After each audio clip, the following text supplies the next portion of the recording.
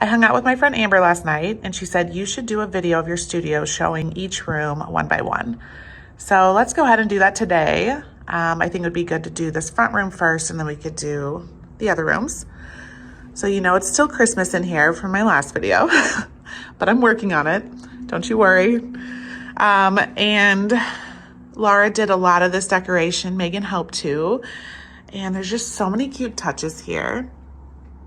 These beautiful curtains. I just think they're so light and airy because this is like a ton of window space and blinds. And little cute tree, lantern, little tiki guy. This is such a cute space. Like when I had a friend over last summer and we just kind of sat here and had some wine and chit-chatted, took some pictures. It's just really fun. Yes, there's still some mints and Christmas trees there, but it's okay. And a little remote control right there does turn on the neon sign, which I love a good remote control to light everything up.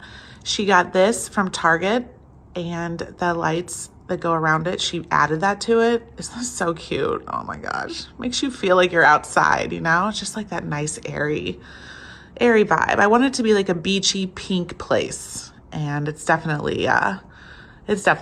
So it's super fun, and I'll show you this little area. This is where I'm sitting down today, kind of answering